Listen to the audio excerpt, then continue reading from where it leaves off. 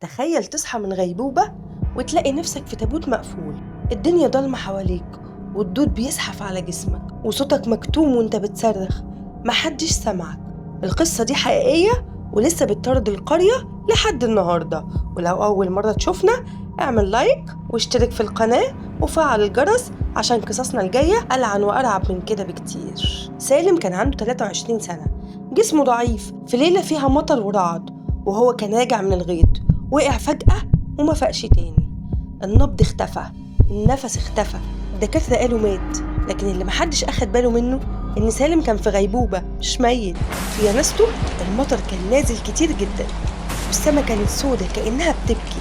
أهله نزلوا التابوت وغطوا عليه بالتراب، وفي اللحظة دي سالم ابتدى يفوق لكن كان متأخر. فتح عينه لقى نفسه محبوس في صندوق خشب ضيق. مد ايده عشان يلمس هو فين، لقى الخشب مساميره طالعة لجوه خدشت ايديه. الدنيا كانت ضلمة كحل، مش عارف يتنفس والهواء قليل في التابوت.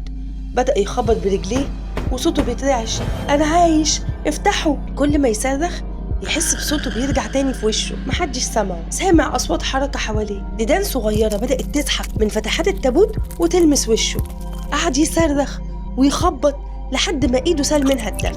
كان سامع خطوات بعيدة فوق القبر. التراب اللي واقف بره المقابر بالليل وهو بيشرب شاي سمع صوت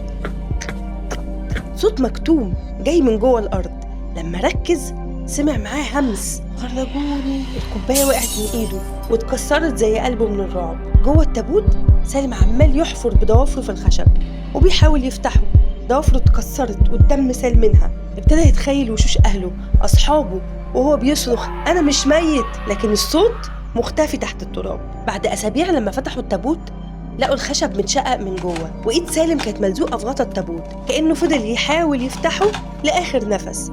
ضوافره متسلخة ووشه متجمد على السرير، عينه مفتوحة ولسانه أزرق من الاختناق. الناس قالت إن روحه مرتاحتش، ومن يومها أي حد يعدي جنب المقبرة دي بالليل بيسمع خبط وصوت أنين. في بعض اللي شافوا إيد طالعة من بين الشقوق بتتحرك وبعدين تختفي. التربي اللي هو أول واحد سمع الصوت اختفى. آخر مرة اتشاف كان واقف قدام قبر سالم ماسك فانوسه، وبعدها ما لقولوش أي أثر. بس لحد دلوقتي الفانوس بيتشاف بين القبور منور لوحده. في ناس بيقولوا إنك لو قربت من قبر سالم بالليل وحطيت ودنك على الأرض هتسمع خبط وتنهيدة بتقول أنا لسه هنا. بس لو سمعت ما تردش، لأن في ناس ردوا وما رجعوش تاني. الموت ممكن يجي بأي طريقة، لكن أبشع موت هو اللي يخليك مدفون حي، تصرخ لحد ما صوتك يختفي وتتحول صرختك لأسطورة مرعبة بتطرد الناس بعدك. ما تنسوش تعملوا لايك واشتراك في القناة وتفعلوا الجرس عشان قصص الرعب اللي جاية أفظع بكتير.